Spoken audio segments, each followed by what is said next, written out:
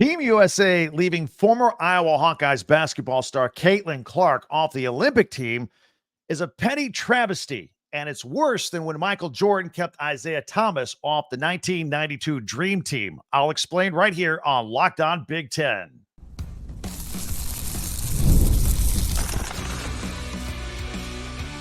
You are Locked On Big Ten, your daily podcast on the Big Ten Conference.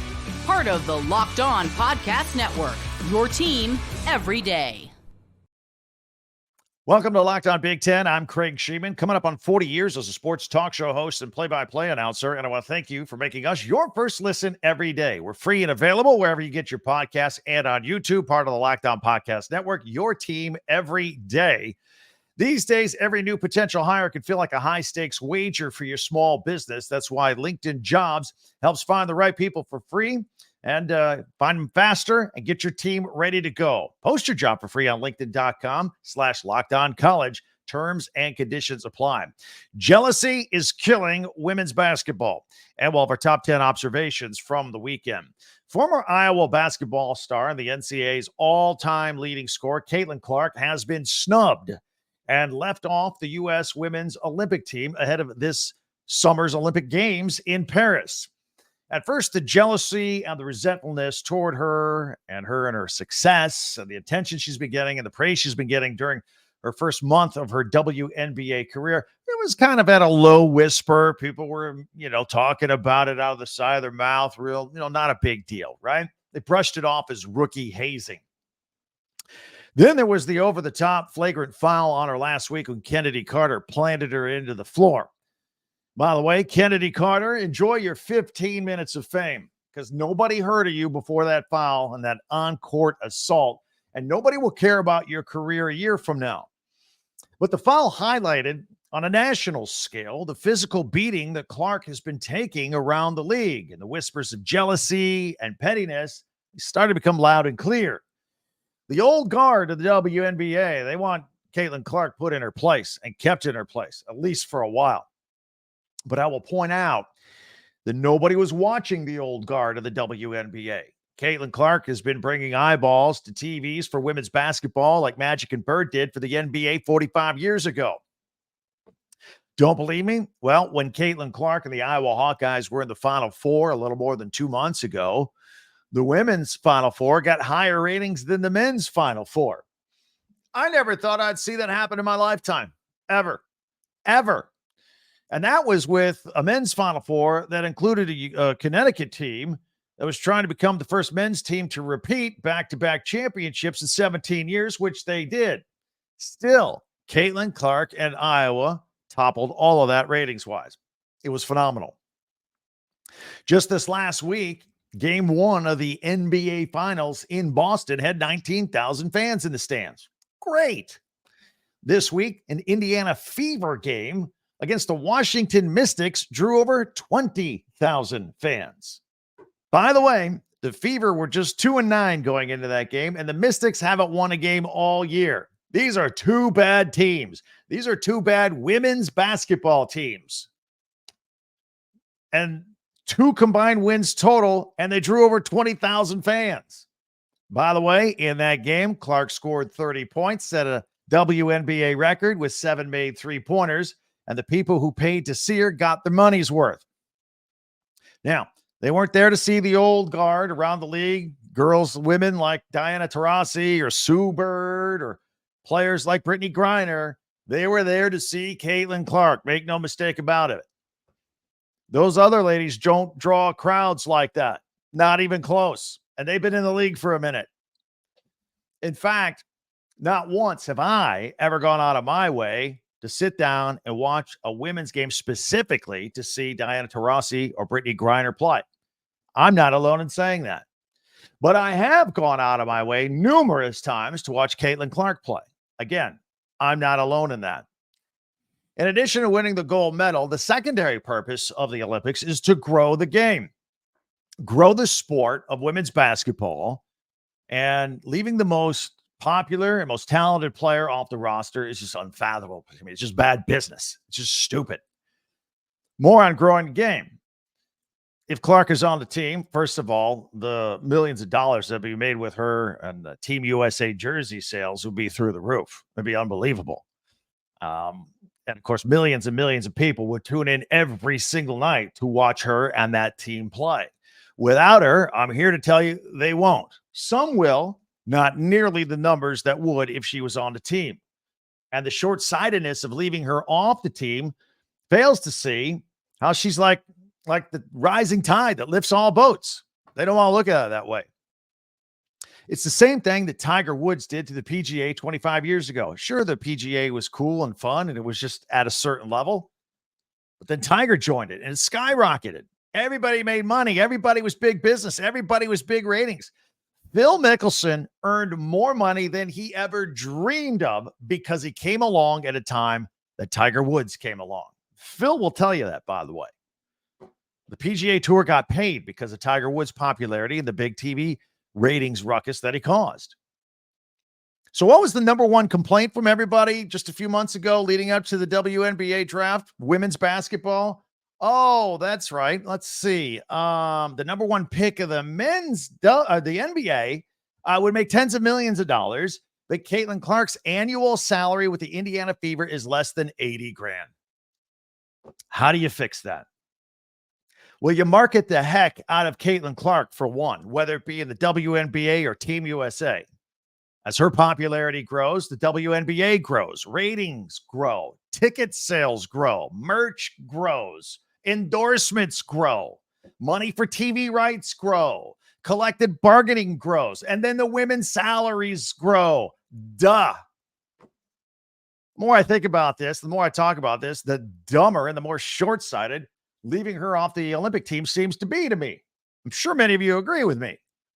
It's not an exaggeration to compare this whole situation to when Michael Jordan kept Isiah Thomas off the 1992 Dream Team. It was jealousy, it was anger, it was the rivalry. MJ said, "Man, I'm not playing if Isaiah's on the team." Michael Jordan was the most popular player in the world at the time, so they didn't put Isiah, who was the best point guard in the world at the time, on the team. Now, they really despise each other with those Bulls-Pistons rivalries back in the day. And now Jordan denies that he ever said it, but he did. He did. He kept Isiah off that team. And this is much worse, by the way, because people still cheered for the Dream Team, whether Isiah was on the team or not. They still cared about those superstars on that team, whether Isiah was on that team or not. The financial success of the NBA was going to thrive whether Isiah Thomas was on that team or not. I'm not sure the same could be said about the WNBA and the old guard of the WNBA. Of course, a lot of these old guard WNBA players are on this team. 42-year-old Diana Taurasi, making her 6th Olympic team. Great. That's to be applauded. She's awesome. Are you going to watch because of her? I'm going to tell you right now, you're not. If you're the average fan, you don't care. You don't.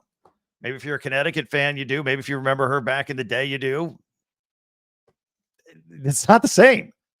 How about Brittany Griner? Remember, she used to refuse to stand for the flag and the national anthem in the WNBA. Are you going to watch her?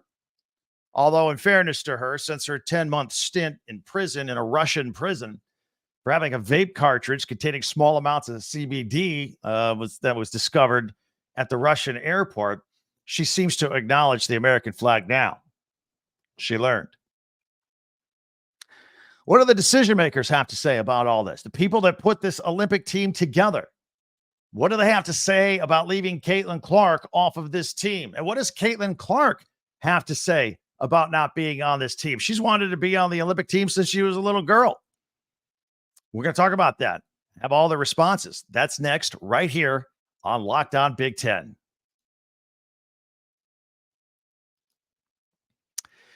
Hey, I want to tell you about LinkedIn Jobs. This is great. If you have a small office or if you own a small business or you're just in charge of hiring and somebody leaves and you got to fill that spot, LinkedIn Jobs is where you need to go. Because I know you have to still do your job every day, in addition to taking time out to looking for candidates, posting the job, interviewing people. It takes weeks and weeks and weeks if you're lucky.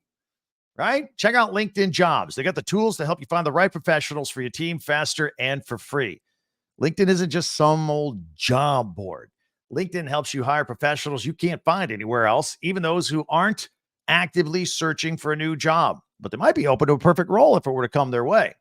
In a given month, over 70% of LinkedIn users don't visit other leading job sites. So if you're not looking on LinkedIn, you're looking in the wrong place. On LinkedIn, 86% of small businesses get a qualified candidate within 24 hours. So hire professionals like a professional on LinkedIn. So check it out. Post your job for free at linkedin.com/lockedoncollege. That's linkedin.com/lockedoncollege. Post your job for free. Terms and conditions apply.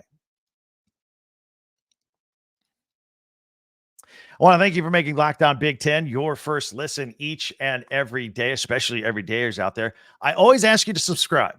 If you don't mind, it does us a great service. You just click it. It's free. There's no other information.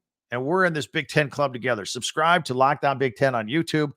And, of course, share and follow and like Locked On Big Ten, your team every day. Don't forget to check out our website, too, talkbig10, 10.com.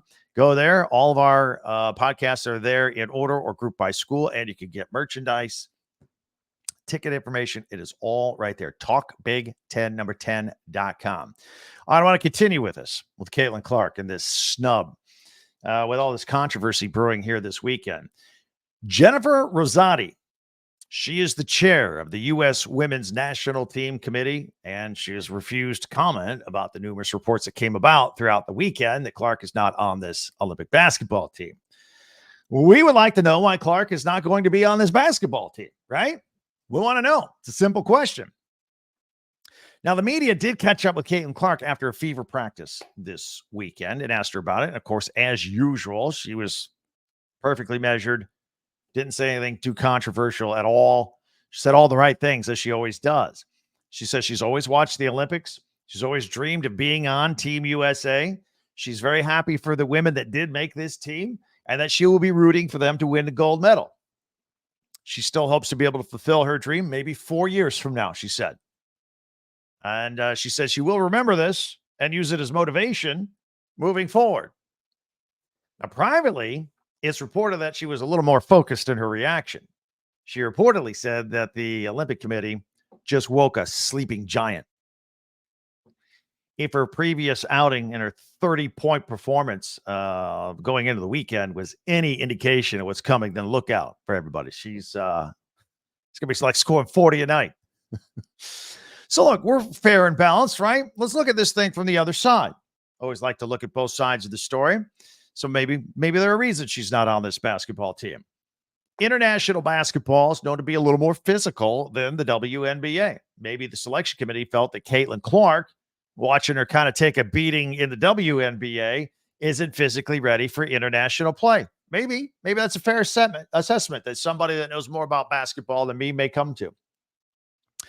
Maybe our Olympic coach, who's Minnesota Lynx head coach Cheryl Reeve, she's allowed some feedback as to who's on this roster and who's not, but she does not have final say so. Maybe she only wanted veteran players.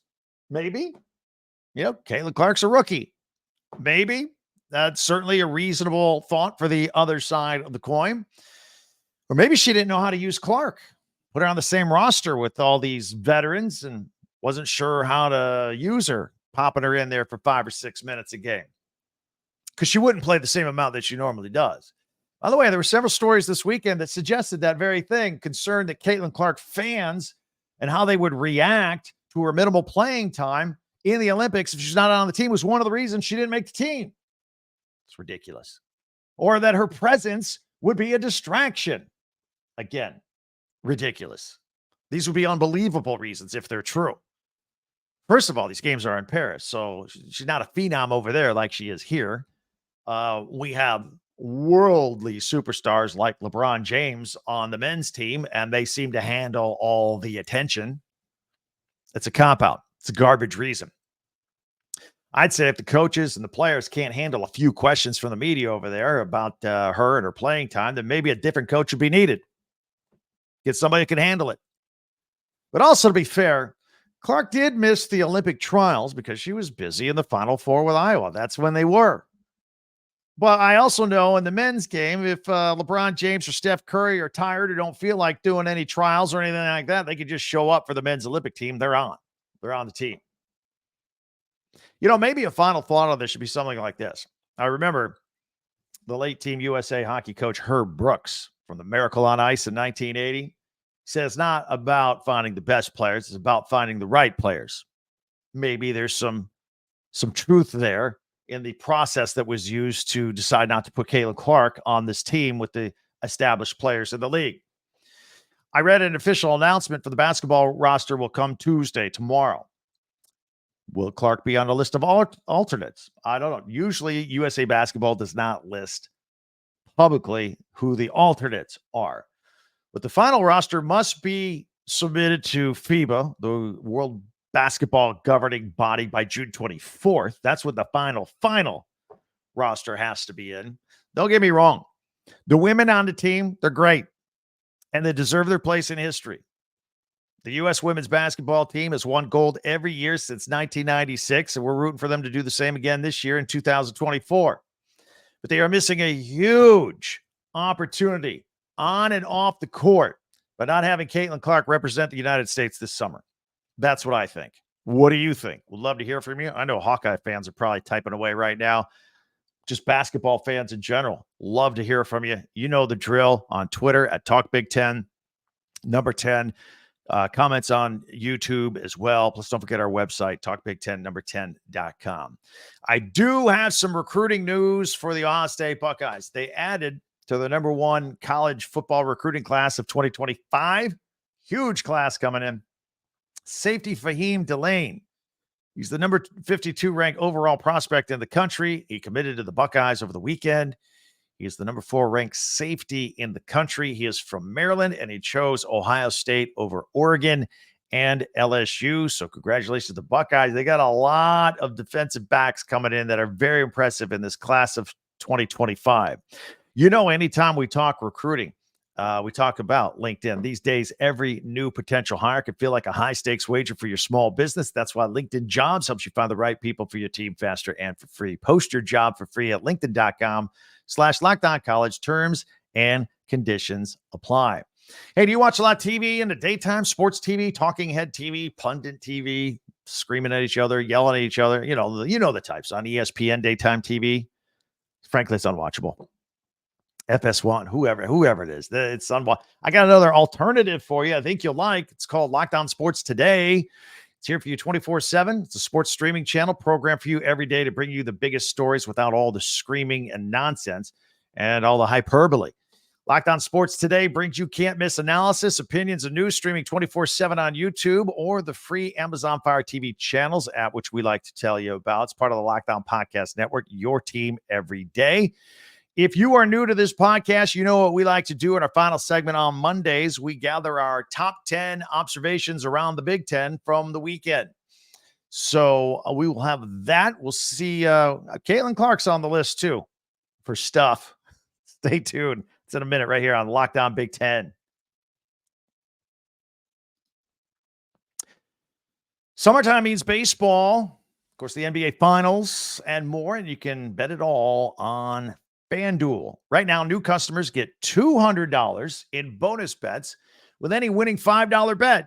That's $200 that you can use to bet on everything from the Finals MVP to who's going to hit a home run out of the ballpark each and every night. All that stuff is on there. Visit FanDuel.com/lockedon and add a big win to your summer bucket list, right? FanDuel, America's #1 sports book. Now, I told you, I'm a big fan of the Panthers and the Stanley Cup. Keep riding that. I think it'll be a shorter series against Edmonton, so you can cash out on that.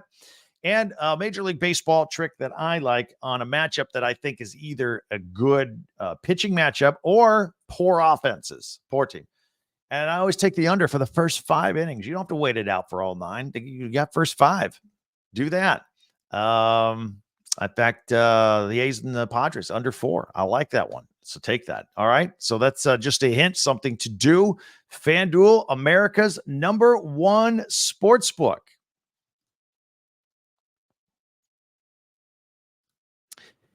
All right. Here's what we do. Our Big Ten top 10 observations from the weekend. I'm going to post it on screen. If you're audio only, I'll describe it in detail so you don't feel like you're missing out.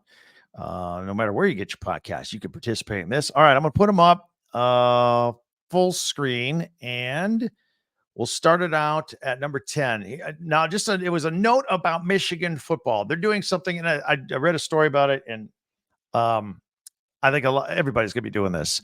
They're now putting together collectives. You know about collectives for name, image, and likeness, these groupings of millions of dollars that they can hand out to kids.